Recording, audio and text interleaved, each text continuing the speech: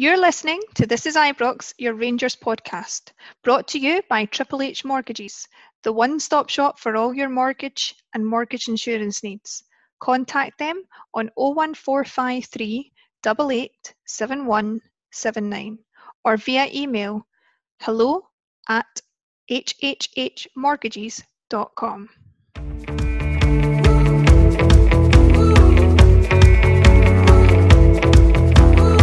Run away tonight, leave the city, we'll be fine. Blowing up like dynamite, I never meant to make you cry.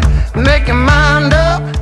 Hello and welcome to your weekly edition of This is Ibrox, your Rangers podcast, the podcast of the champions, and it's Scott Paterson back for another week. We missed last week, of course, due to international break, but we're really pleased to be back again this week, joined by our fellow podders.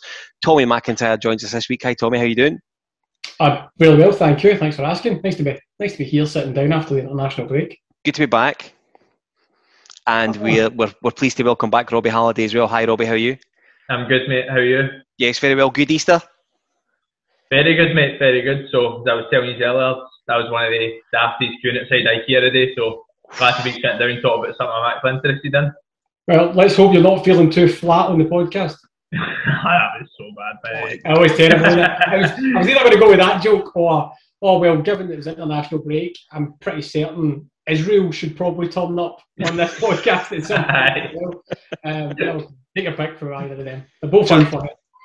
This Ibrox Rangers podcast is brought to you by Triple H Mortgages, the one-stop shop for all your mortgage and mortgage insurance needs. Contact them as soon as you can on 01453 887179 or via email hello@hhhmortgages.com. You can get them via their website, triplehmortgages.com, and they're available the same detail on Facebook, HHH Mortgages. If you go on there and you mention them, speak to Craig, I mention my name or Tommy, indeed Robbie or Willie Boyd, the guys in there will look after you very well indeed. This week on the pod, we speak about the last 5 games of the season. Incredibly, mid-April, we're going to be playing another big game against Celtic after the progression of the Cove Rangers Scottish Cup tie at the weekend, which is where it'll start.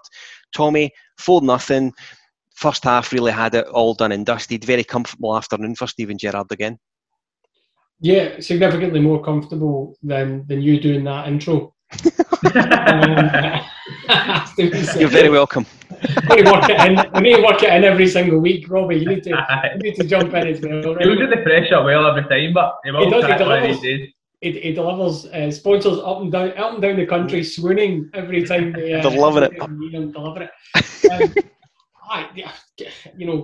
Cove Rangers, God love them. They came to play, and a good experience for those boys. But yeah, it was comfortable. I'm not a big fan of cliches at the best of times, but Rangers had several extra gears. Yeah. I'm pretty sure it would have been a sort of less lively bank holiday if you only watch those games. It's like Formula One. Some people only watch it for the accident. Yeah. Lots of people, not me. I've maybe worded that slightly bluntly. I do not watch Formula One for the accidents. I just don't watch Formula One because it's the most boring thing in the world. But and the car does all the work and the driver gets all the money. But it's okay, fair enough. Last week we were talking about how you digress. Yes, sorry, yes. What was this podcast about again? I can't remember. Triple H Mortgages. That's. Hey, don't you start. You were in IKEA, right? You busted any credibility you had at the start of this. Yeah, it was comfortable. So, Robbie, Gerrard gave starts to McLaughlin, Paterson, Bassey at the weekend. Arfield got a start in the centre of the park as well. Roofe and Defoe was involved as well. Defoe got his 30th goal for the club at the weekend. Decent turnaround for a guy who's been brought up pretty much as a backup to the existing squad, but he put himself around, and Gerrard spoke indeed post-match about how good he was in and around the training ground this week.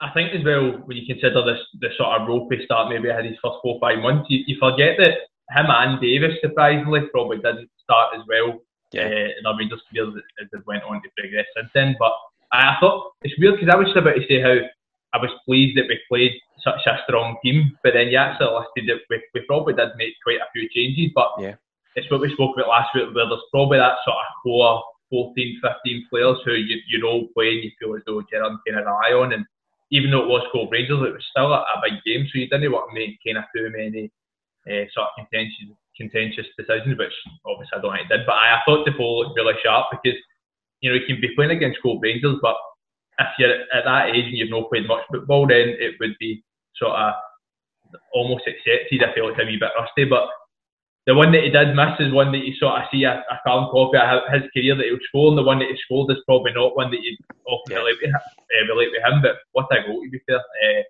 Whether you're playing against Cove Rangers or playing against, you know, Celtic, if you score one for 25 yards out, then you deserve credit for it. But through the other players he spoke about bringing in, I know we'll touch on them, but like Paterson, I thought was really good. Scott Wright, I think he's impressed a lot of people. The only one I thought would maybe see was Jack Simpson, but I'm not sure, did he have a knock? I think he picked up a knock during the week, or to the latter part of the week certainly.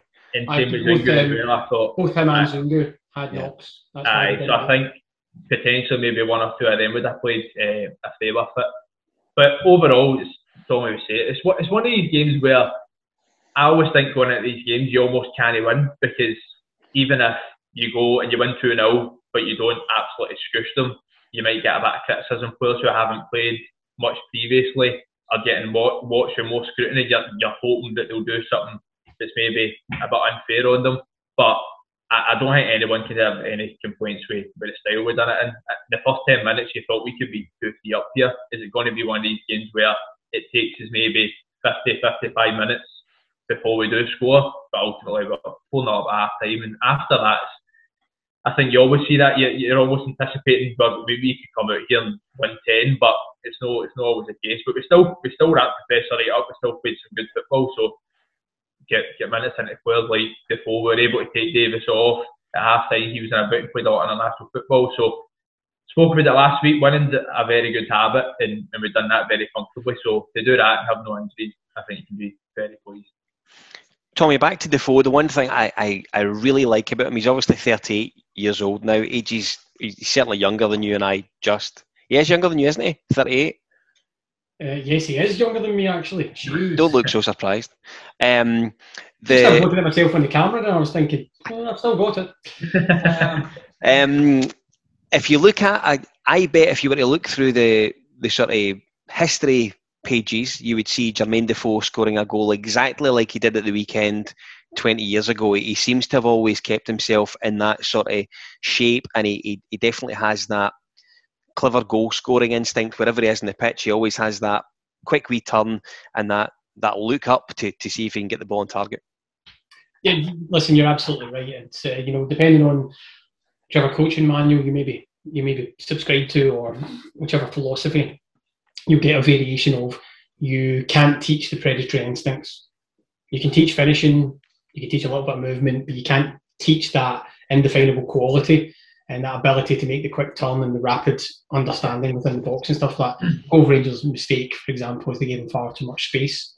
And it was a combination of far too much space and him just being a couple of levels above the guys that he was playing against. And that's no criticism of those guys who are doing their best. But yeah, he is. He's a natural goal scorer. That's why I still maintain he's the best finisher at the club. Yeah. I don't think that's a controversial point, right? And Alfredo Morelos will be doing very, very well if he manages to up his game finishing-wise and never get to the level of finishing that Jermaine Defoe has. Alfredo Morelos offers a hell of a lot more as well. Yeah, it's more. I'm not criticising Alfie there. I'm just saying, different types of forwards. And that's the intangible things that we always talk about, or the intangibles that come out when you're talking about Jermaine Defoe. We're talking about 30 goals there, fantastic return from a guy who's been a bit part. I think he did actually score in his debut down at Kilmarnock. He did. Aye. That was the night we get beat 2-1 though. Gordon Jones maybe scored. Remember him? But he's always had that ability. But the intangibles are what he gives to the squad in terms of being round about, the training sessions, the ability to show how to look after your body's physique, and his fitness is incredible. And then his ability to help develop other players. And as we've said before, I think I've said before as well, a top-tier professional like that who could get a starting berth somewhere, maybe not a top-tier club, but he could still be a number 9 somewhere, starting number 9 if his body held out. actually sitting in the dressing room or being round about Auchenhowie or whatever, and not getting game time for stretches at a time, and not causing a fuss. That's a really key ingredient in terms of one of the reasons why Rangers haven't had a lot of bad press leaking out of the dressing room with people who aren't playing all the time. Yeah. Remember, probably not too long ago as well, Rangers were bad for leaks full stop, and you can point your fingers at which players and which media staff you think that might have been, but you always tend to get this, lots of clubs, and Rangers had it as well, my agent demands a move, I need to be playing, or X, Y, and Z. Rangers don't get that. You're talking about top-tier professionals. Yeah. And that's one of those intangible, undefinable qualities that's been really, really important, and that kind of squad harmony that's driven us forward to the league championship. And then probably just another wee bookend to the end of that would be, he's still got a large, this sounds a bit strange, but he's still got a large social media following as well. And actually, guys like Jermaine Defoe talking about how amazing it is to be at the club, and I think just yesterday or today, talking about loving every single minute of it and not taking it for granted, and it's been a highlight of his career.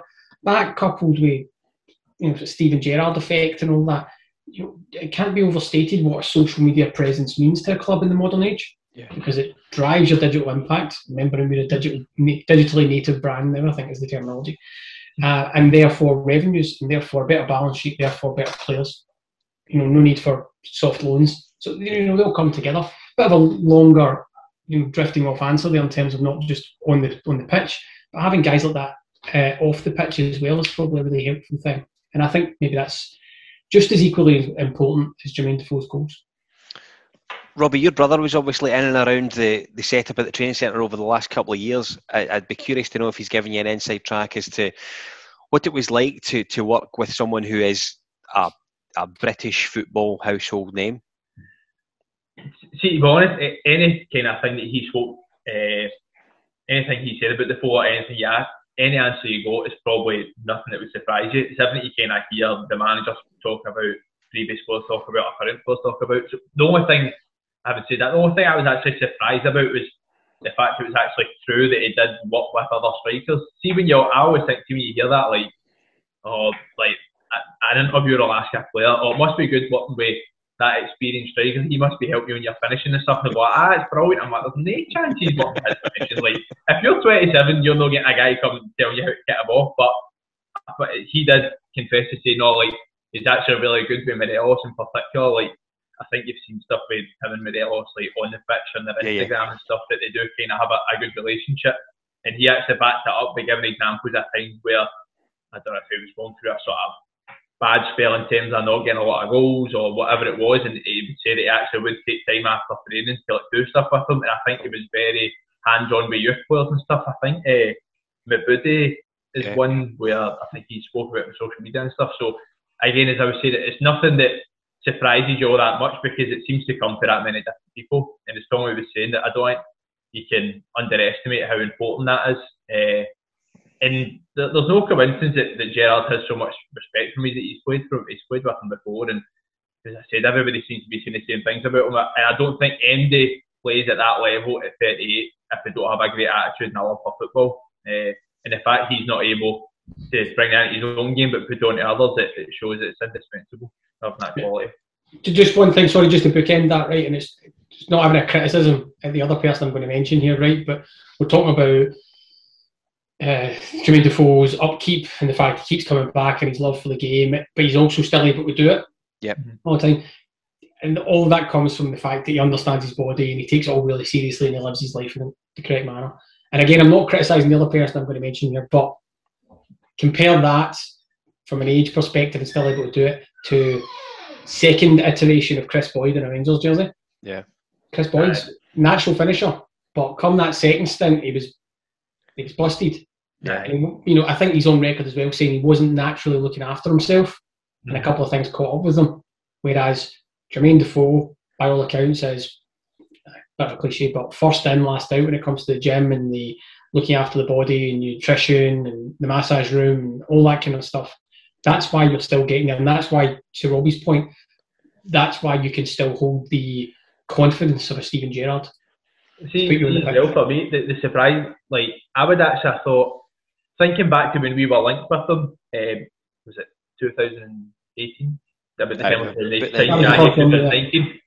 I remember thinking at the time, look, what a signing, that would be like a huge name, but I can't imagine him coming up here if he thinks he's not going to play. And I thought, we play a 4-3, we play with one out-and-out striker, and even though it's Jermaine Defoe, you're not playing him ahead of Morelos because he's in his prime. He's done so well for us over the past couple of years. So I remember thinking, like, I don't know if this is going to be one of these signings where on paper it looks incredible, but then when he comes in, it just kind of disrupts the balance a wee bit because you try and change the shape to accommodate him.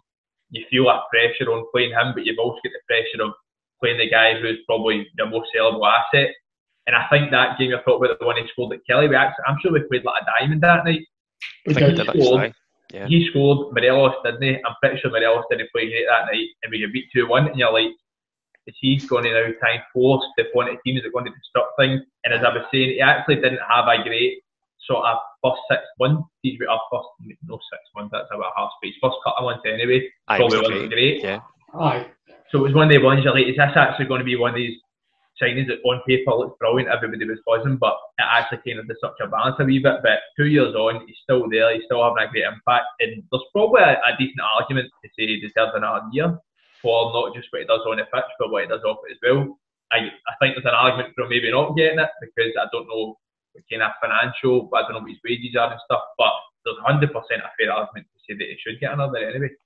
So, Tommy, Robbie's basically covered both bases there, saying that he would maybe give him a contract, but then maybe wouldn't for next season. So I saw what he did there. That only means one. You know, that only means one thing. So I'm coming to you for that definitive answer. Well, I don't know if Robbie can hear me all the way up there on the fence. Do we give Jermaine Defoe a new contract or not? The money's right, yes. 100%. Robbie? See, that's why I said the financial aspect, because I don't know what kind of money he's wanting, but see, I'm not actually all that sure. Really?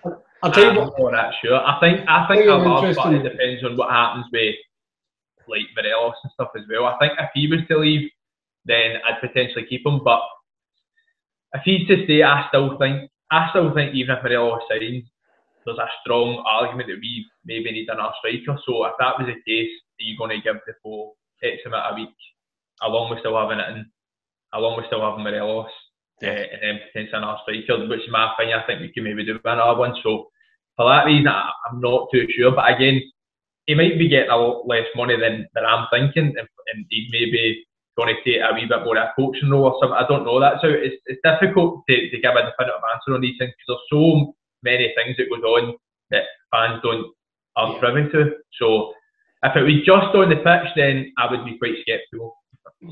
From being I would say that as well. And this is, my personal opinion. I'm not a fan of this player-coach stuff. Aye. Be one or the other. Don't half-house it because you end up doing both jobs badly. Yeah.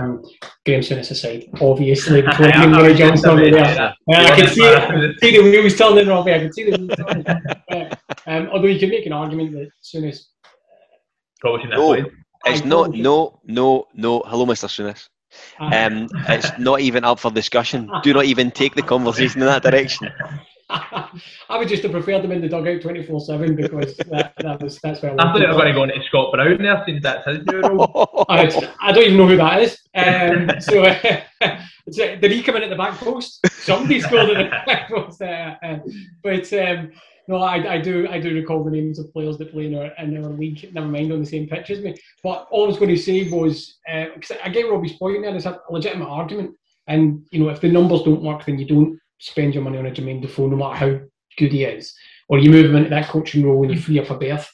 What I don't know, off the top of my head, is if there's anyone naturally within the youth setup from a striking perspective who would step up into that. Because I agree with Robbie, I think no matter what happens with Alfredo Morelos, I think you probably do still need a number 9. I don't think Cedric Itten is a natural number 9, not a criticism. Kemar Roofe, not a natural number 9, not a criticism. Jermaine Defoe, do you want to just go with your number 9s being a Morelos and Defoe. Yeah, I get the criticism there, or the challenge with that. Yeah. I don't think there's anybody naturally ready to step up, so maybe you are looking at somebody else. The question does become, as Robbie said, if Morelos goes, you're having to invest big money on another signing in, because again, I think we've still got to see more from Kemar Roofe. We've absolutely got to see more from Cedric Itten. Again, not a criticism of those guys, but it depends very much how they want to shape up at the top. That's an interesting one, because I actually think that Alfredo Morelos will be here come start of the season. So yeah, I think as well, just you're saying, but I think if again, I certainly would write him off or criticise him too much, because his appearances have been sporadic. But I think if I had more confidence that Itten could play a bigger part next year, then I'd maybe have a different answer in terms of if Morelos was to leave. But I still think that he's to give it a wee bit more than what he's currently shown, which is why I think if Morelos, even if Morelos stayed, I'd maybe quite like to see he's getting our striking, which is why naturally Defoe would probably go the other way, just because I don't think I've quite seen enough from it to be confident that he could be our next in line if Morelos was to, be out for a couple of months, was to go for a bad spell or whatever, because we obviously want to improve every year. And again, that's another thing that Gerrard maybe sees stuff during the week that we haven't seen from him in a weekend yet. Maybe it looks great in training, maybe he's seen clips from him in Switzerland where he looked absolutely brilliant as well. So that's how it's very difficult to give a definitive answer when you don't know as much sort of detail as guys like Gerrard and McAllister do. Yeah, there's also a final layer to that, which is, and it's not just at the forward options, it's all the way through the team, because a couple of players you need to look at there as well, which is, and we're going to have to ask, well, the management's going to have to ask themselves tough questions. As a support, we're going to have to ask ourselves tough questions when we're sitting in the pub, if we're ever allowed to, and having conversations, which is, where in the squad needs upgraded if you want to have a tilt at the CL? Yeah. Because this is a good squad at EL level. Yep. Do we naturally feel, and I'm not asking us to go through the squad right now, but do we naturally feel that every single member of that squad is ready for a Champions League performance? I'm not entirely convinced that's the case. I think as well, like, we're digressing here big time, but I like it. But you're turning it to me, Robin, slowly. I've been talking to you for too long. But I think that where I've thought about Defoe previously is he's in that sort of, see, when you actually look at our squad, we must have quite a high average age. When you think of our goalkeeper is 38, 39, our back four, I think Barisic is 28, Golson must be about the same, Calander's about the same, Tavernier's the same. Our midfield, Davis 35, Arfield 32 or whatever, I'm not too sure. Obviously Ryan Jack's late 20s, so he's in his prime, but he's still in his late 20s. And then you're talking about Defoe, I think Roofe's his late 20s, so we're probably a wee bit, not an aging squad by any means, but I think that it's natural for us to sort of look at a succession plan almost, is what I'm getting at. So yeah. I definitely think there's scope there.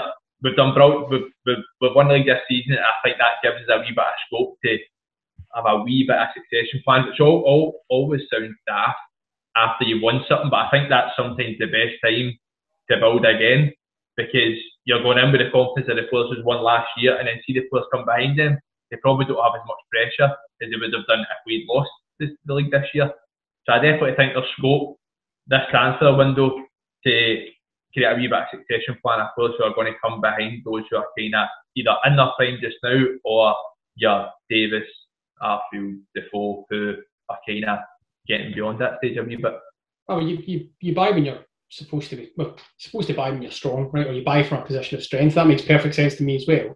Actually, with a quick run through, you would be saying what high hopes for Robbie McCrory. I mean, you can take a position on that, but he's supposed to be the long-term position for your goalkeeper. And then you've got Paterson, who's already shown up really well, and that's why he's the leading light. So he replaces Tab eventually. Remembering as well that there was succession planning for the back two. So you've got Golson, Helander, Balogun. Actually, you've got Katic and Edmondson. Yeah. Right. Whatever happens with Edmondson and whatever happens with Katic's injury as well. Yeah. And it's a pity for Katic, because he would have played some this season, and that's part of his development. Actually, he's lost a year at a relatively young age. Yeah. Then you go to the left, you've got Bassi for Barisic. And it was interesting to watch Bassi, just how far he was bombing on against Cove Rangers. I mean, every time we got the ball. He was most of it. Yeah. When you get into the midfield, I think the midfield is maybe where we've got the biggest problem, Robbie. Then up front, because you can still get a good few years, but for me, Zungu's not the answer in the midfield or in the middle of the park. Can you make a centre mid, a natural centre mid out of Joe Rebo? Would you want to and lose that forward penetration? Probably not. That's when you start to, I suppose in there you've got Glenn Kamara, Brian Jack. I think we probably still need for want of a better way of putting it, right, because my brain's slow tonight, but a Stephen Davis type in there, somebody who can dictate the game from either a midfield position or slightly deeper. That's what we're missing in that squad, and Stephen Davis isn't going to be able to do it, forever. And then we're back into the question of what do you do up front, and not that we need to, but do we cash in on any of the assets? We are a selling club. Every club in the world is a selling club. There's nothing controversial with that. And if, quite frankly, if big money came in for a Tav, I'd be tempted. No one think, well, I've got a Nathan Patterson, and then you bring in somebody else. No, that's not me saying I want to get rid of Tav or anything like that, right? He's confounded everybody and had the season of his life, all the critics, myself included, and he's got a championship to look forward to. And he won't want to go because he's got the CL, but these guys are also looking at their careers as well, and we know Rangers won't be paying the same money as an EPL team or anything. Would Barisic be the subject? If he's a good Euros, people will absolutely come calling. Yeah. Goldson, you know what I mean? Haaland, there's already been speculation in newspapers about him already, although the figures were fairly derisory. And then you're back into that midfield. Glenn Kamara, I would be stunned if we don't get some offers. Yeah. He's the one for me that I think, especially because he's a regular with Finland and they're going to the Euro, so he'll definitely play, and I'd be very confident that he'll show up well because I think he's a great player. So he's the one for me that I'd fully expected to receive some offers for. Him and Barisic for me. Yeah, Barisic, number one Croatian left back. He's got to be playing all the time as well, and I genuinely, it's not hyperbole, but I do think he's the best deliverer of the ball from the left back position. Arguably in Europe, he's right up there, especially with the ball on the run. Yeah, he's absolutely phenomenal. And that's Dato's dream as well. Like, see the amount of these clubs who will have guys doing analysis work, and they'll have the Y Scout and all these different databases. He'll be right up the top end because the amount of assists and even few goals he gets, and he'll be involved in so many clean sheets as well. See, if you were to look at it from a numbers perspective, he'll be right up there. So again, I agree, he's one that you'd be able to command a decent fee for if that ever comes. That's it. And sorry to Scott, just a very final point, and they've, as much as I'd like to be derisory about Scottish football and anything like that, because it's too easy in terms of other people doing it and they don't really understand the game. There's a lot better quality in their game than people think. Yeah. But these guys have done the kind of the holy grail of getting a move out of Scotland, if you like. Do it domestically, do it in Europe, do it internationally. So you can look at Barisic or Kamara and say, well, they've done it in the UEL and they've done it for their international, their national squads, teams. Yeah. That's when you start to get offers in. But again, these guys might want to be resisting it because it just depends on who comes in and what the numbers are. Would you want to go to mid-tier Spain, mid-tier Germany, potentially mid to top-tier England? Or do you want to stay in front of, when they're back in the stadium, every other week, 50,000 fans cheering your name? You're already a hero because you're part of 55 and you've got a chance at getting into the CL. That's the conundrum. Rangers might have to shift players on. It might not be the players that make the decision. It might be the board and the management that say, thanks very much for being part of 55. It's maybe best that you go somewhere else. That's the difficult part. So I'm keen to bring it back to numbers. We spoke pre-international break about how the season, Roofe's season has been a bit stop and start with injury. And at the weekend, he obviously picked up 2 goals. Remarkably, 13th and 14th of the season so far. Not bad going for a guy who I think we've already spoke about is not a natural striker. However, you are aware that he has been in and out the team for injury, and it's his first season in the game up here. Robbie, a decent first season for Kemar Roofe at Rangers. Definitely. Actually, because I noticed in the commentary they said something like, "Oh, today it's a good chance for guys like Kemar Roofe to show what he can do." I was like, just scored these 14 goals, so I think he's showed a decent amount so far. But the only sort of disappointment's been the sort of destruction to his season, as we spoke about before. But as you said, like for him to have came, having not played that much football before he got here, to have a slow start in terms of his performances when he came on off the bench a couple of times. Then he went through that really good spell. I don't know what the numbers were, but he scored a good few goals in that game anyway. Destructive injury again, destructive suspension. So if you were to list all the things that's happened to him by recurring calf injury, maybe not playing in his natural position up front if that's what it is, but he certainly bought us a striker, I think. So playing second fiddle to Morelos for most of the season, getting a couple of suspensions, and he still scored 14 goals is a really good return. And I think that when we discuss kind of what we've done better this year as opposed to last year, that's a huge thing. That the fact that we're able to bring in guys like that who, even when they're probably like nowhere near considered one of the best players this season, he still scored 14 goals, which is a brilliant return. And he's done so in probably less game time than we hoped. So like that, him, Hadji, Ryan Kent scored more goals this season. These guys are doing it in games where it might be a given that you'd expect him to score a cut against Cove, but he's done so in other games where, see, at the end of the day, it doesn't matter who you're playing against, you still need to score, still need to win those games. So he's definitely been a very, very worthwhile signing, and I think that it's just nobody will be more frustrated than him, but there's still that wee bit of frustration around him because you're just hoping that he can kind of get over this sort of niggly injuries that he's got and get a full run in the team. Because if you think of a front three, a Kent Morelos and Kemar Roofe, very good front three, the best we've had in a very long time.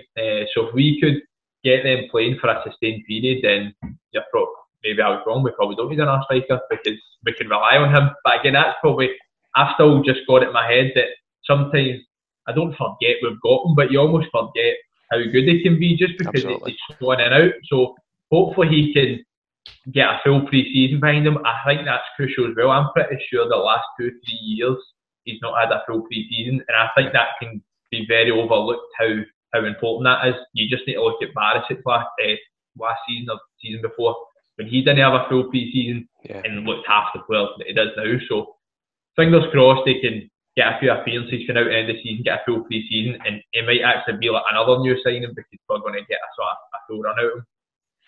Tommy, I was a wee bit surprised that I'm actually scoring 14 goals this season.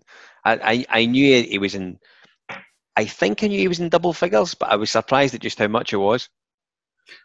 Yeah, and I agree with everything that Robbie was saying there as well. You know, we're looking for the best of Kemar Roofe. There's no doubt the talent, the movement, the intelligence, all that kind of stuff. I think he does look pretty rusty.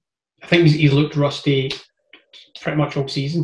And that's not a criticism, it's just because it's been stop-start nature, he's never getting into that flow. I think it's absolutely the reason why he put in that horror challenge against Slavia Prague. I think it was just, that was a guy who was rusty in the mind and rusty in the body. Totally misjudges the ball and stuff like that.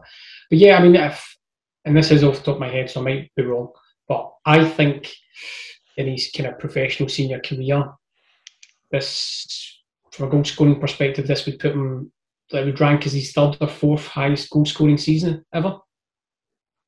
He must be about 27. I think it's about that. Yeah, aye. Yeah, because I think he got something like 26 in League Two, and then he got, and I'm trying hard here, I think he got in his first season at Leeds it was something like 6, and then he was 14 and 16 in his preceding seasons, and then he didn't play that much in Belgium for Anderlecht, but he scored 6, 7, 8, something like that in 16 games. You're definitely getting good luck right now. I honestly don't. I honestly don't. I was looking at it earlier. That's why it's in my mind. I've got a good memory for figures. So, yeah. So it's right up there, and you know that's goals obviously in this campaign he scored domestically and in Europe. So I don't think there's any doubting that he's there. I'm like you guys as well. Until I double checked the figures, I wasn't absolutely certain he'd been in double figures for Rangers at all. In all honesty, I'm not going to hide that. And I think he has fallen out the pecking order a little bit. I think he was definitely bought because he had something to the squad. He was also a really good purchase to put a wee shot across the bows of Alfredo Morelos, who was in that I might be slightly bigger than the club point of his life. But Kemar Roofe has to consistently deliver it. Right now he's not been able to do that because his body's let him down. I'm with Robbie as well. Get yourself a nice quiet pre-season, rest on the beach, come back, recharge, do the right things for your body, be managed, and hopefully we get to see the best of him. I still believe, even if he was fit, just to go back to the earlier conversation, because Robbie's referenced it as well, he would not be my stick-on number 9. No. Even if Morelos left, I wouldn't actually think, okay, I'll move Roofe in there and I'll bring somebody else in. I don't think that's his type of game. I think he always looks a bit better coming from, clunky way of saying it, but moving around the box and then coming into it, as opposed to being that predatory style. It's just not his game. And I don't think he's naturally able to do the rough and tumble pulling defence apart like a Morelos. And I'm not, I don't know how the combination would set up with him and Itten, but yeah, we're all speaking the same language here, which is get a good pre-season, come back, hopefully get the injury worries behind him. And that's, maybe it's just Rangers fans who've always got this because we've got such a bad history. But he came with injury worries. Yeah. He's got injury worries in the past, and you're just worried that the talent's going to get overshadowed by the fact that he's playing one game in every 10, one game in every 12. And at which point do you say, right, well, that's not working, because you take a game to warm up, another game to warm up, 3 games to warm up, just as you're starting to get into something, you're breaking down again, you're out for all 12 or whatever. So I wish him all the best, but definite talent, somebody you'd want to keep in the squad. Robbie, there were some eyebrows raised back in January when it became apparent that Rangers were looking to bring in Scott Wright. And at that point, a lot of people felt that it was going to be a move that would happen in the summer. I think because of guys like Roofe and his form in and out the team, and particularly former Ryan Kent, no one really thought that if he was going to come in, he was going to be a fixture to be used between sort of January and the end of the season. However, we put that deal through and they had a couple of fleeting substitution appearances. He started against Cove at the weekend. And I thought he was very, very good. Looked like he'd been playing for Rangers for years. I agree. I think he's looked very good anytime he's played. And I suppose you can make an argument that it's easy to come into a team that's winning, but sometimes that is difficult as well, because there's probably a wee bit more expectation on you because the guy that you're coming on for has been doing brilliant. Like, he's playing yesterday in place of a Ryan Kent, who has been a huge factor in us winning the league. There was surprise, but at the same time, like, I was pleased at the time, even though I think the game of the weekend is a perfect example why you need to be conscious of judging a player purely on how many goals he scored, despite being a front 3, because he never scored at the weekend, but he was brilliant. I think he 2 assists and created plenty more chances. He's one for me that when you watch other players in other teams, I always thought he looked as though he could be playing on a better side. Yeah. And I go back to the point about not judging him on his goals at previous clubs, because I don't think you get many type of his player playing for Aberdeen and getting as many goals as he would, or goals or assists when they play with Rangers, just because of their style of play compared to ours. But I think he was the one player who I was thinking before the game, I really hope he starts, because he definitely deserves it for how he's played in his substitute appearances.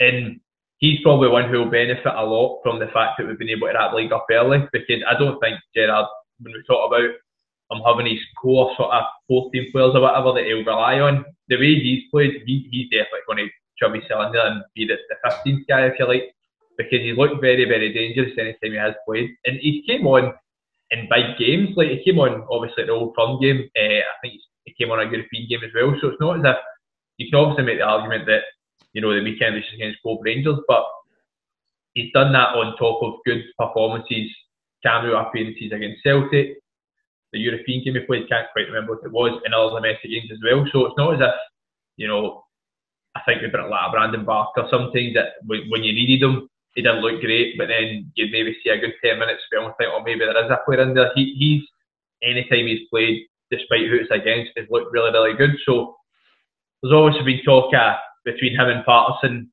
about Scotland corps and stuff as well.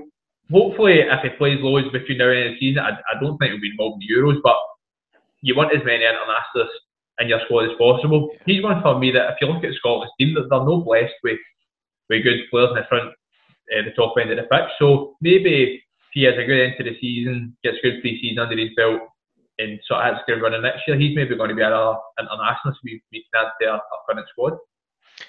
Tommy, one of the things I thought was really interesting listening to Steven Gerrard post-match at the weekend was that he referred to how well Wright had played in the tie. He also referred to how he was changing physically since he came down the road, which would suggest to me that they see him as a bit of a project long-term, but they're very aware that he can do something for us right now. Yeah, I think they spoke, and I think Scott Wright had spoken about bulking up. Yeah. As well, and getting that physique if you want to be a modern football player as well, which is maybe something historically Scottish players have struggled with in terms of putting on the right type of muscle and having the right physique for the modern game. But yeah, listen, I think I've said this before as well. Young Scottish talent or young talent in the Scottish game, and if Rangers are scooping that up, that's a really good place to be. We've already spoken about Glenn Kamara. We're talking about Scott Wright. Brandon Barker was at Hibs as well.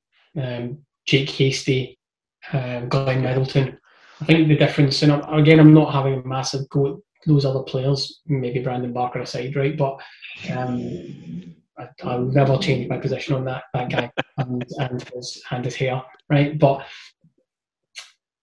you're looking for somebody we're talking there about joining a successful team or joining a team that's in the doldrums or whatever, right? It all comes down to mentality. Yeah. And the mentality is, if you compare, let's say compare Scott Wright to Jake Hastie, right? It's maybe slightly unfair, but let's do that. The difference is somebody taking their opportunity, grabbing it with both hands.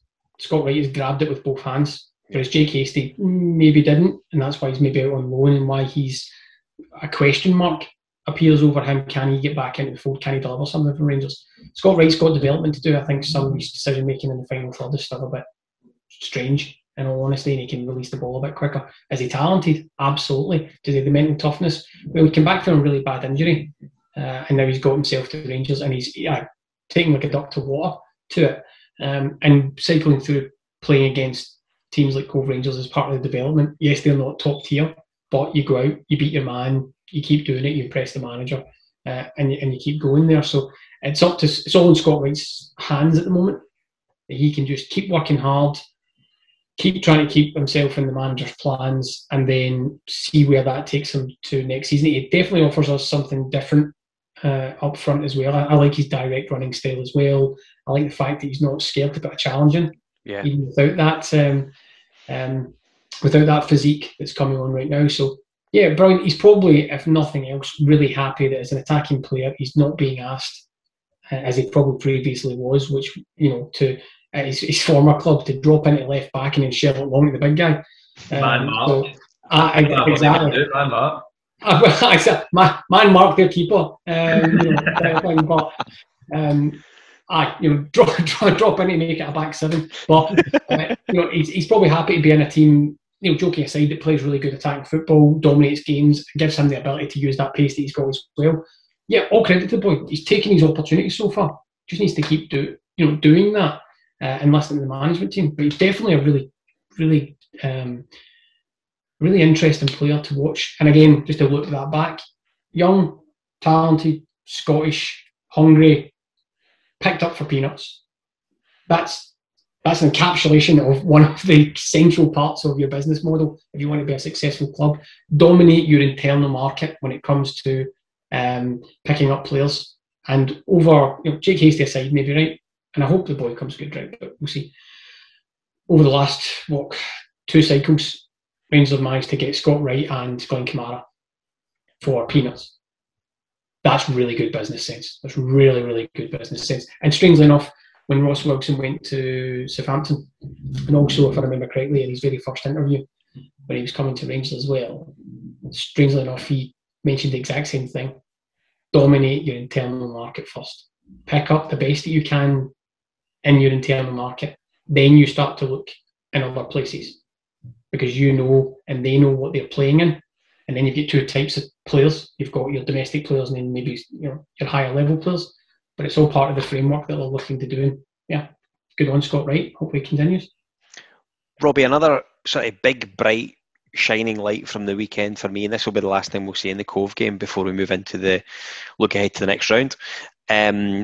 has to be the performance of Nathan Patterson. I would argue that if there is a better right back in the country, perhaps, in fact, certainly not including the guy who he's deputising for just now, I'm not entirely sure who he is. And if Stevie Clarke is indeed looking for someone to go to the Euros as his first choice right back, he could do a hell of a lot worse than look at what Nathan Patterson is doing for Rangers right now.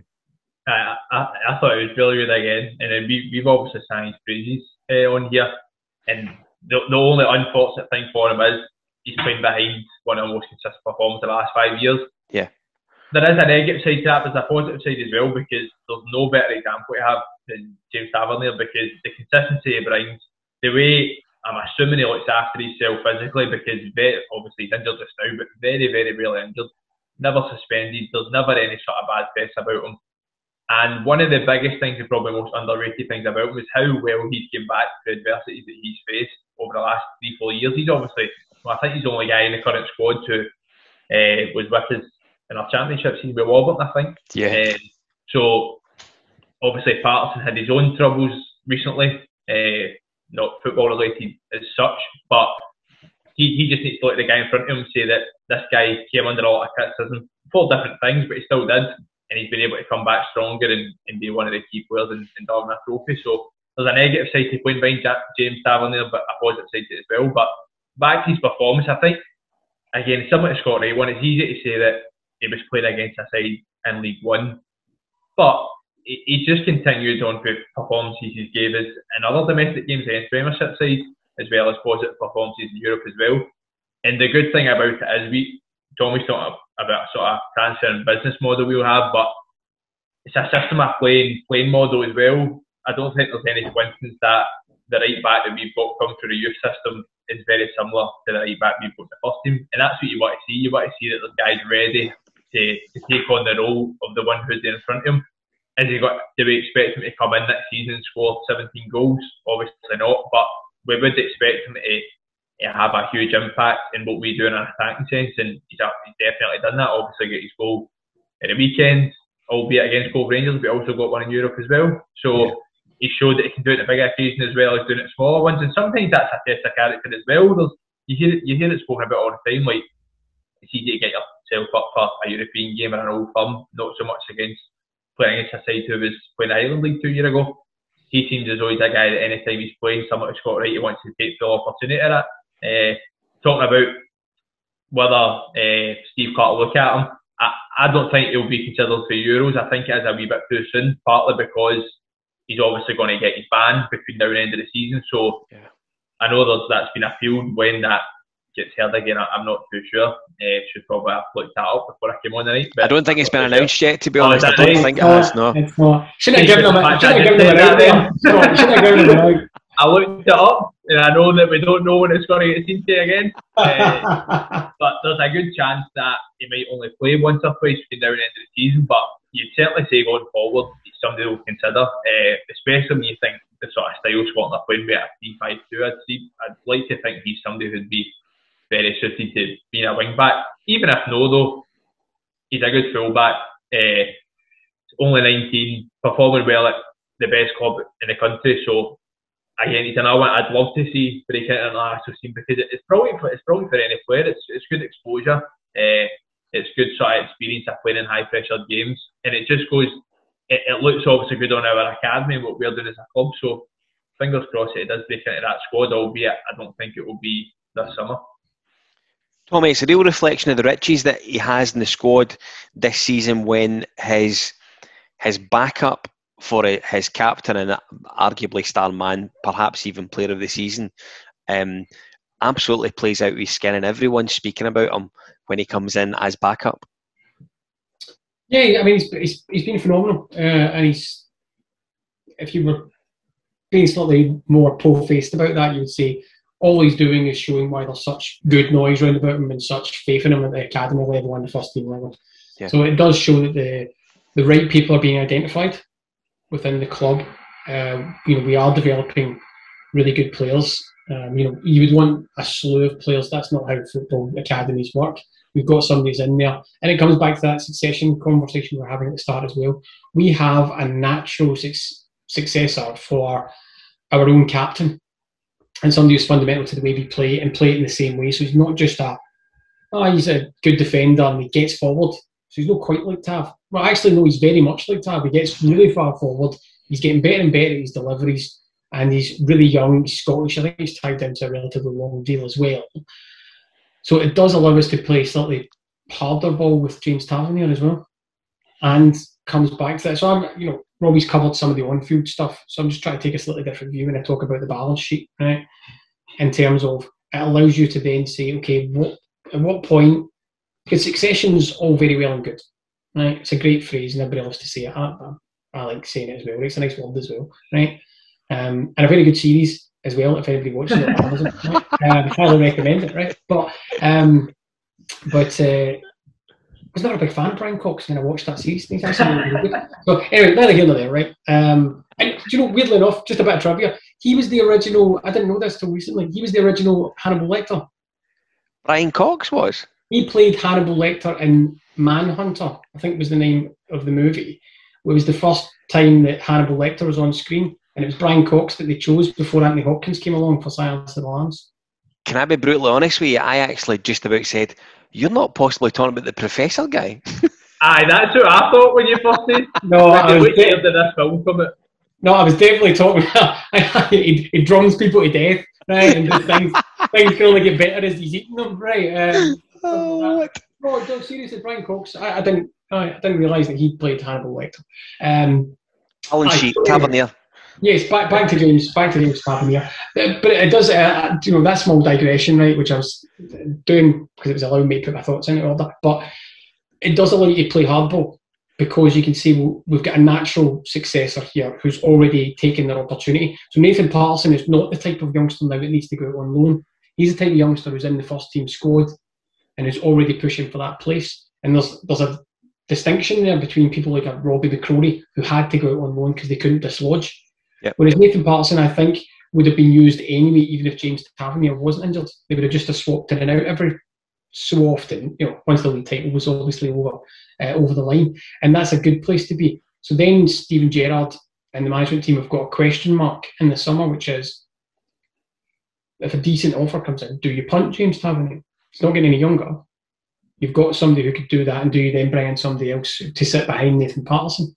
These are good things that you want to run about your club. And I'm not mandating you to sell James Tavernier, but this is the right way to go about it. And to Robbie's, I think, wider point that he made earlier as well, is other youngsters, maybe not even in Scotland but abroad, are looking at our academy and saying they've ploughed a lot of money in, they play in a particular way, it's really attractive, you get your opportunity and you can be playing in Europe. This might be we've done that with people like Bassey and stuff like that. This might be a place I want to go because I've got a chance to break into the first team, and even sexier for these foreign lads, so to speak.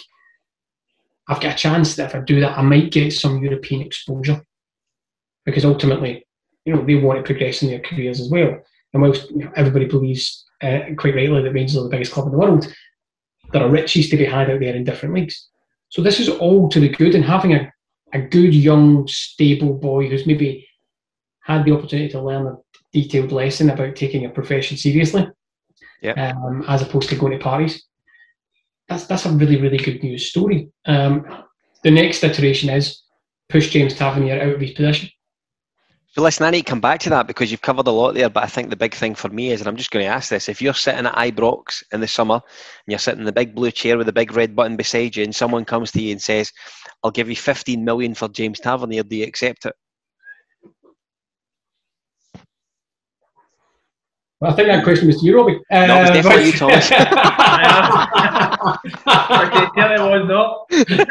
It was worth it just for that look on your face there. It really was. Brilliant. We need to get that as a still. That's the thumbnail for the pod. The awkward moment of my podding career yet. That could be a meme, definitely a meme. But it would need to be more than 15 million.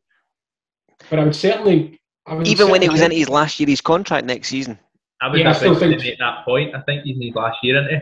He is in his last year. But I still think you could, for a marauding right back who's been doing it in Europe as well, I think you'd probably get more than that. I could happily be challenged on that. The question is, I wouldn't not entertain the conversation.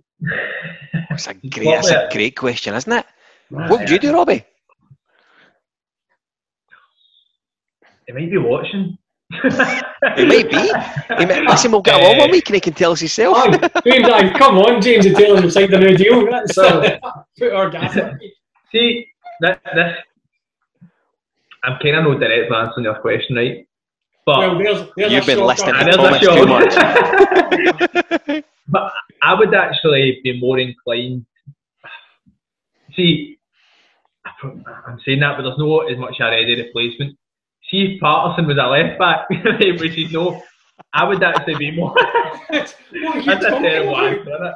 Terrible start. I'd be more. No, hold on, I get slated on Robbie every week for digressing. He's essentially taking a question about a right back and went, see if he's a left back. That would be something different. I'm not letting this stand at all. See if Paterson works in his weaker foot route as ever. No, what I was going to say is, I probably would. I would be very tempted.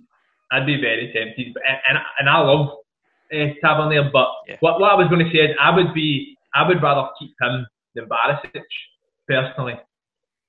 But because the question's sort of relative to Paterson, is why it doesn't matter what I think of Barisic. So obviously I like Barisic, but I would rather keep Tavernier than Barisic. So if it was a choice between the two of them, I would rather cash in on Barisic, despite the fact we've got Paterson waiting. Because I still think it's very easy to get excited about the fact that, which I'm getting excited about how he's showing up, but it's very easy to get excited about the fact that, you know, a 19-year-old youth graduate has played 6 or 7 good games. Going from that to replacing what Tavernier's given us this season in particular is a very, very hard ask. And I think his influence is sort of, as much as I'm saying I think Goldson's player of the year, Tavernier's influence is kind of unrivaled in the squad. So, but for somebody in the last year of their contract at 28 to get offered north of 15 million, I think as a club you'd need to consider it, because people always look negatively on the thought of selling players, but I don't think we should. Look, where we're at as a club, you look at clubs of our stature and they've got to higher levels than us because they've done this a lot better than we have. And listen, it's something that we've been very poor at for the last 20 years. If you were to write our best 11 from 2000 to 2021, write our best 11, you probably wouldn't. There's probably about 3 or 4 of them we've actually got a good transfer fee for. So if that's something that we can do going forward, I don't think it's a bad thing, because, as I say, if you look at clubs throughout Europe who we've probably got a similar reputation to in terms of league trophies won, similar type of leagues that we play in terms of the standard, teams that we could compete with on the pitch, but you look at their business model and how they've been able to improve their standings as a club, like Ajax, Benfica, teams like that, I don't think they're light years away from us currently. We've obviously seen that we played Benfica twice, we played Benfica twice recently, Porto twice recently, but you look at the money these teams have been able to bring in and what they've been able to do on the back of that, Ajax as well. See if we're able to do that for a couple of examples, then it makes it a whole lot easier to negotiate going forward, because people always use the example of, let's say Celtic get 7 million for Armstrong in the last year's contract. They then got how they get 25 million for Tierney when he was injured all those games. I'm like, the reason they were able to get that money for him is because they can go to an Arsenal and say, we sold Van Dijk for this amount of money, and then Southampton made 60 million on the back of that. We sold Wanyama to Southampton, they made this on the back of that, got to Tottenham. They've sold Armstrong for that, who could then go for more money if he was to move on again. So I just think that if we're able to build up a sort of portfolio of players that we say, look, we brought in this player for 200 grand, we sold for 15 million. We brought this player from Dundee for 50 grand, sold for 15 million. We brought this player through a youth academy who we can then go on to sell. I just think that going forward, it can do a lot more good than it would do negatively if we were to lose one key player in one transfer window. So that's it. I think that Tavernier I wouldn't want to lose, but I look at the story of bringing a guy for 200 grand and selling him for north of 15 million, what that could do for the club going forward, I think could be very, very important. So I don't think it's something that we couldn't not consider as a club, especially, as you say, in the last year's contract. Brilliant stuff. I love that. That's a very long answer, wasn't it? No, but I think you're right. I mean, I do think he needs to work on his left foot. I started so poor. I don't know how I came away with that. If Tavernier was a forward, then that would sort out our previous question. Oh, Robbie, you're not going to forget that one, chum. You definitely will not. So that's my worst yet. We're all speaking the same language there, and you can, whatever flavour, whatever phraseology you want to use, portfolio of assets, or you want to talk about player trading, or you want to talk about, block understanding of the transfer acumen and all that kind of stuff.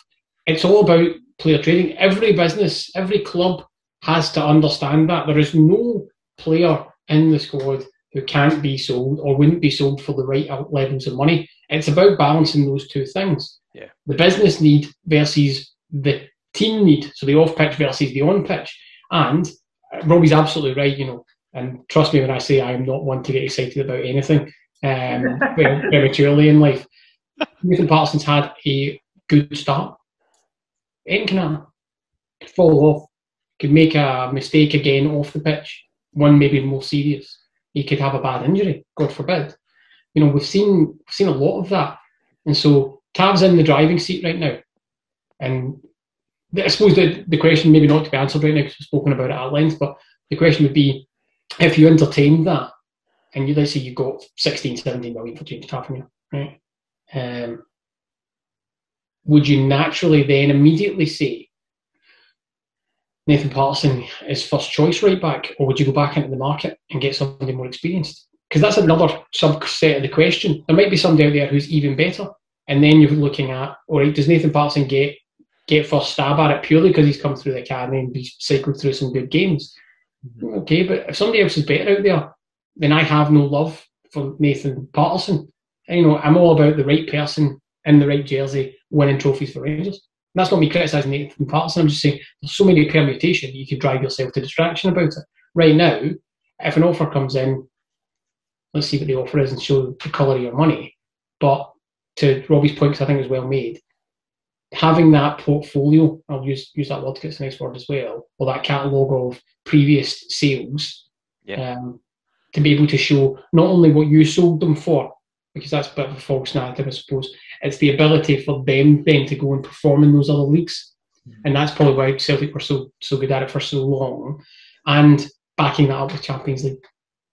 It can't probably be overstated, not just from a cash in the hand, but from a squad perspective, how getting into the group stages of the Champions League, how important that is next season. So, if Rangers could do that and then those players, any players perform in the CL, it's a wholly different bracket of teams that are looking at you and are willing to open their checkbooks from the ones in even the UEL. It cannot be overstated. It's an absolute galaxy away. And I sensed that as a business we would use that money and that transfer acumen better than our city rivals who pretty much squandered it on sharps and barriers and disco lights and God knows what, right? But there you go. If they'd have sorry, just to bookend that, if they would have played the money that came into Celtic, for example, it's a Rangers podcast, don't particularly want to talk about Celtic, right? But they're a good analogy here of getting it wrong, which is one of the times I do like to talk about them. They were getting that CL money all the time, and they were making big transfer fee profits as well, and yet they absolutely blew it. They blew it. They should have been able to spend their way out of trouble completely. Yeah. But Rangers were smarter, were hungrier, were more strategic, and outdid them whilst they were burning money, thinking that they would have silver for the rest of their lives. That's how you not do it. We have to be smarter, but getting into that CL is the absolute key for us. And I will stop there, Scott, because I'm sensing you want to move on as well, mate. Tommy, the draw for the next round of the Scottish Cup was made before the Cove game at the weekend, and it did indeed pair us with our good friends from across the city. We've got them for a home tie Ibrox, I think the 17th of April. I think that date's still to be set in stone and kick-off times, etc. listen, there's no two ways about it. It's the real opportunity for Rangers to absolutely put a pin in their season, quite literally this season, and have them all looking forward to wherever it is they go in the summer, sometime mid-April, with still 4 or 5 games left to go of their season. I'm desperate to actually do them at Ibrox in a couple of weeks. You know that, I really am. Absolutely. And I'm on record all the time. I care about trophies. I will take getting beaten in the last Old Firm game of the season if we beat them in a cup game. Simple as that. Yep. I don't particularly have any great attraction to unbeaten runs and all that kind of stuff. They don't hand out trophies for that. Rangers are built on silverware, not on that type of record. So I'm not really bothered about it. If somebody gave me the gun to the head scenario, it's turn them over in the cup, end their season in terms of any competitions that they entered, any chance of winning it, and how nice that would be. Completely taken apart, completely fallen apart as well. And I'm more in the taken apart than the fallen apart. Don't believe any other narrative that Celtic imploded. They were taken apart. Yeah. They weren't allowed to rest, and we turned them over. We took the championship away from them. I will never get tired of saying that. Their most glorious championship that they were desperate for, we reached into their chest, and for those of a bit older vintage will know Kalima, and ripped it right out of them. If you ever seen Indiana Jones, and took it out of them, took the heart right out of them. And if we can then say you won't even be looking forward to any other appearances at Hampden great this season as well, all the better. Yep. So I'll happily take that. I think they'll be of the same mindset as well. It's the last thing they've got to play for. How pleasing it is to say that as well. Last thing they've got to play for, they want to turn up and make a statement. They're staring down the barrel of Steven Gerrard, double winner, and they'll be desperate. I think we can obviously win the tie. That's no great shakes. Actually, we've not played amazingly in the last 2 Old Firm games. No, it has to be said, and come out with 4 points. Yep. You'd like to think that we can actually just. Well, I'm not going to say we just turn up, right? But I'd like to think we'll do a performance there as well, and not a Celtic at Ibrox in the 1-0 game, pat in the head. Oh, well done, you get the we played better trophy. But we Rangers will keep points. Thanks very much. But yeah, so it's an interesting tie. It makes it sexy. Part of me wishes it was the final, but if we can spank them out early. It will be a tough game. It will be a tough game, right? But if we can put them out early and end their season, bury their Scottish Cup hopes alongside Terry Monroe, then all the better. Bring it on. So, Robbie, we spoke about something off air before we started, and the one thing that I felt over the last couple of games when Ryan Jack hasn't played is we've missed a little bit of protection in front of the back four in the games against Celtic. Not necessarily the other games, but I think he has been particularly useful when he's played in that role, just kept a bit of rigidity in there. If he misses the game in 2 weeks' time and perhaps the next game after that, I just wonder what we go with if we maintain that 3 in the centre of the park. I don't know if I'm the best guy to ask. I'm going to say play Paterson centre mid or something. I agree with what you're saying. And Tommy touched on it. 2 of the last Old Firms we've not been great. Listen, we've won, but I think there's lessons to be learned for that. If you look back to last season, there was obviously talk of we were the sort of better team in the cup final than the game at Parkhead. They went on to win the league, but the warning signs were there. And the difference was they didn't do anything about it. They had this sort of overconfidence and didn't change anything, whereas I've got confidence that we've got a better management team than that and that we will make sort of small tweaks and adjustments. I definitely think from the last Old Firm we'll need to change, I don't know if make minor tweaks anyway, because there's no doubt that they exploited a potential weakness in us by sort of how narrow we play, and there's an opportunity to exploit us in the fullback area. And for that reason, I think you made a good point of who we're going to play in the middle of the park, because in those examples, I think I spoke about it a few weeks ago, our right and centre mid are so important to how we play, and the amount of ground that they need to cover in our games is really, really difficult. And it's why for me, Glenn Kemar probably is in the conversation for player of the year because he does that so well, what he does off the ball. Yeah. But it's who's going to do it on the other side. I think Davis and Kemar pick themselves, and it's who's going to do it on that right hand side. For me, I think whoever plays next week against Hibs will be telling. I think whoever plays that third centre midfield position is who will probably play in the Old Firm match, depending on how they perform on that day. Yeah. As you rightly said, obviously talking off here, I think he's favoured Aribo a couple of times in those games.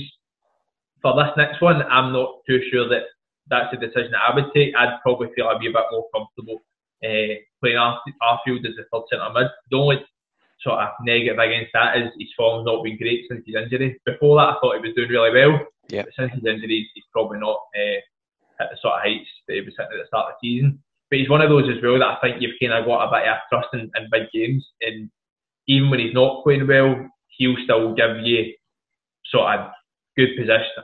I know it's cliche stuff, but he'll dig in. His position is normally good. He seems to be an intelligent player. His off the ball runs are really good. Likewise, defensively, his movement's really good as well. So for me, I'd probably favour him because the difference between him and Aribo is, as I was saying, Aribo, I think we can all be honest, he's got loads of ability, but the consistency probably hasn't been there as much as we would hope. I think you'll see the best out of him in our front three as opposed to the middle of the pitch, especially games against the likes of Celtic or in Europe, because you might need to do a wee bit more coming back the way. So for me, the difference with the two of them is if both of them were to not play well in the middle of the pitch, I think Arfield will probably give you more in terms of what he'll do going back the way and things like his off the ball movement. So for me personally, I would go Arfield to third midfielder, but I generally think it's a toss up. I couldn't predict it, so that's how. All I would say is whoever plays next week, I think will be telling. I think if Arfield plays against Hibs and plays really well for 90 minutes, then I think he'll get the nod. Likewise, if it's Aribo, then I think he'll probably go with him. So I think it will be very interesting to see the lineup on Sunday. That's what it is, isn't it? Sunday. Tommy, I wonder if, and just think about this here, I wonder if there's a possibility that we could do it as opposed to maybe getting us to think about them, get them to think about us, and potentially start with Hadji, so that any time we do have the ball, we'll go to a 3 behind Morelos up front and leave Davis and Kemar to shepherd things up at the back. Possibly. Though I suppose you could play that back and say, start with Wright. Perhaps. His running ability is more dangerous than Hadji's. Yeah. He's shown that he can get into the right positions. He certainly did enough against Cove Rangers to be part of the conversation for the Hibs game. Yeah. So, and you could actually allow that funneling back to create more people in the midfield as well, because he doesn't he doesn't have a problem doing the dirty work. Yeah. In terms of tracking back as well. And I know Hadji does too, but I'm just thinking that power running might come into play as well when you drop Hadji in later on in terms of finding pockets of space with tired defence. Sure. There's something potentially in there. I would actually. It's a tough one actually. Who would I'm just trying to think through it logically as well. Would I prefer a Hadji or a Scott Wright to start? I might actually go with Scott Wright on that one, and that's not a criticism of Yanis Hadji, who's been playing particularly well too. Yeah. I agree with Robbie's point in terms of Joe Aribo, who I think I'm on record of saying I'm a massive fan of. But he's consistently hasn't been there, and that's fine. That happens. It depends whether you set up with that. So I agree with you guys that Kamara and Stephen Davis write themselves into they're sewn into their jerseys. So make one a better phrase. So they're immovable.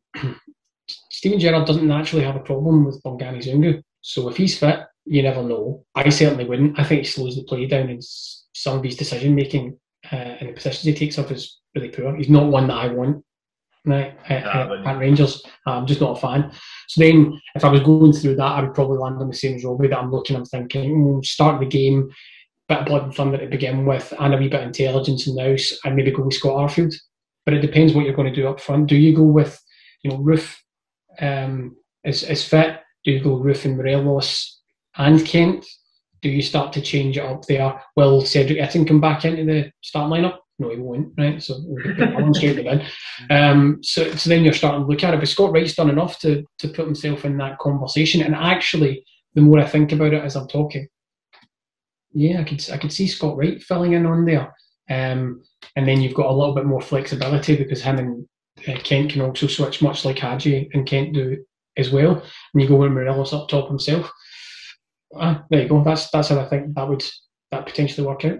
I wouldn't be against that either, because I talk about, like, I think it was telling the last Old Firm game there that they seen our fullback area, particularly the right hand side that day, as a weak point, and because of that, it was Lax out that was left back that day. Alicia Keys. Yeah. Alicia Keys. But Alicia Keys was getting fouled a lot that day. So see if you want to have a Scott Wright in the team, that's kind of one way of counteracting that, because I always think that one of the reasons that teams are more likely to attack us down our right hand side is because you're less fearful of who's playing on the right as opposed to Ryan Kent. So whether it's Hadji, Kemar Roofe, Joe Aribo on the right hand side, if you were to leave them to exploit space, you're probably not as worried if you were to do so with Ryan Kent. However, Scott Wright was to be playing, you certainly wouldn't be worried about it because you get face to burn. So, but as I was saying, I think that we kind of need to be a wee bit wary the last couple of firms that, or two of the last two firms. No, it was the last two, sorry. Yeah. We didn't play as well as we had in other ones. The reason I've got confidence in our management team doing something about that, we actually done it the first Old Firm at Parkhead, where if you think back, the 2-0 game, our fullbacks didn't actually get very high that day. They were actually a wee bit more conservative. So I do think that it's something they probably will have their eye on. Whether that means that fullbacks will not go as high, or maybe we'll go with two sitters opposed to one. Maybe Scott Wright will come in. I don't know what it will be, but I do think there will be some kind of tweak as opposed to the last couple of games, because listen, there's nothing better than not playing your best and still coming away with the result, whether that's a win or a draw. But I still think there's a lesson to be learned in every poor performance, whether you win or not, because you can win by playing bad once, twice, three times, but you don't want it to become a sort of recurring theme, which it's not with us just now by any stretch. But the only reason it never gets to that stage 9 times out of 10 is because you've done something about it before you allow that to happen. As I said, I think we've got a very good management team, so I wouldn't be surprised to see some sort of minor tweaks in how we approach the game to maybe we've done the last couple. So listen, before we wrap it up for this week, I'd like to take the opportunity to congratulate the women's team on the return to competitive action over the weekend. Of course, 6-0 victory against Hearts across at Oriam at the weekend. Very convincing indeed. I would direct you to the women's pod that we're doing now on a fortnightly basis. And last week, Willie Boyd was lucky enough to get an hour of the head coach, Malky Thompson's time. Excellent chat, great content in there. And I recommend you dink in there and have a look alongside all the rest of our incredibly free content. We've got interviews in there with Ronald de Boer, Amoruso, Buguera's in there. I got a chat with Ian Durant, which everyone knows about, I think, by now. And we also have a wee special thing with Guy Comendieta in there too. Pretty sure you've got the transcript of that, Durant. It's not written down. It's just tattooed on your back. It's all in here. It's all in here. Robbie, thanks again for coming on. Thoroughly enjoyed your company again, mate. Well done. Thanks for having me, mate. Thank you. And Tommy, we do it all again next week. I hope you have a fantastic week. Good luck to Rangers on Sunday with the first game of a completely meaningless split against Hibernian. Yeah, I agree with that. Yeah, I've got nothing to add. So don't forget, we do it all again next week. We look forward to your company. Good luck to Rangers at the weekend, and until next week, good night. Fire's raging, I'm shaking. You wanna go?